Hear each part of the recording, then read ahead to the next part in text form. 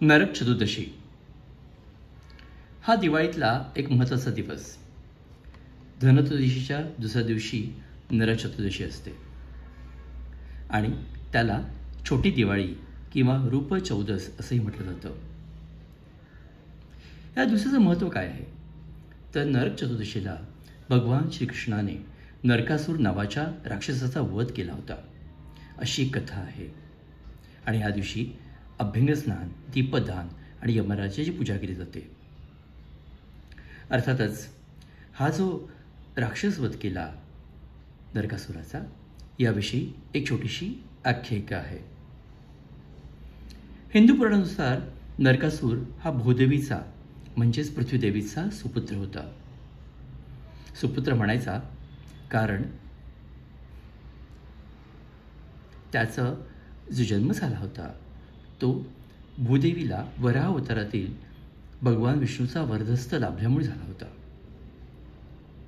त्यांच्या पोटी नरकासुराचा जन्म झाला. भूदेवीने आपल्या पुत्राकरता दीर्घायुष्य आणि शक्तीची याचना केली होती आणि भगवान विष्णूंनी तिला वरदानही दिलं होतं. परंतु नरकासुराने आपल्या शक्तीचा दुरुपयोग केला आणि त्याने लोकांना त्रास दिला. स्वर्गामध्ये देखील हाहाकार मांडला. अनेक कुमारी कन्यांचं अपहरण केलं आणि त्यामुळेच शेवटी भगवान श्रीकृष्ण आणि सत्यभामा अर्थातच भूदेवीचा एक अवतार यांनी त्याचा अंत केला. दृष्ट प्रवृत्ती ही नरकासुराकडे होती आणि त्याचा अंत करणं अत्यंत आवश्यक होतं. नरकासूर वधाचा एक अत्यंत महत्त्वपूर्ण असा संदेश आहे की दुष्ट प्रवृत्तीचा अंत होऊन सज्जनांचं रक्षण करणं आवश्यक आहे.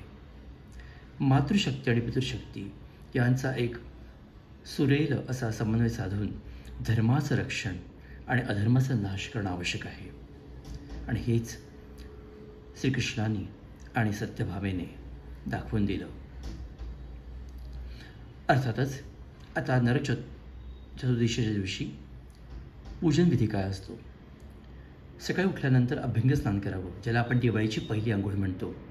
उटणं लावून सुगंधी तेल लावून सूर्योदयाच्या पूर्वी स्नान करणं आवश्यक आहे.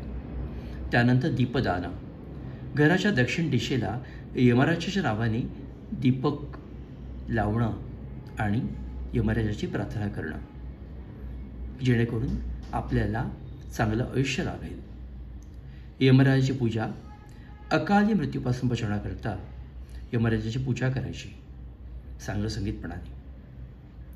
या नरक चतुर्दशीच्या पूजेचे फायदे काय आहेत तर अकाली मृत्यूपासून बचाव होतो, पापांपासून मुक्ती मिळते आणि सुख, समृद्धी आणि शांती याची प्राप्ती लाभते. श्री विष्णूंचं वरदान लाभतं. तर अशी आहे नरक चतुर्दशीची ही आख्यायिका. छोटी दिवाळी साजरी करा, दीपदान करा आणि अर्थात भगवान श्रीकृष्णाचं स्मरण करा. Wish you very very happy Diwali. The winning टॉसमधून विनय पोद्दार. नमस्कार.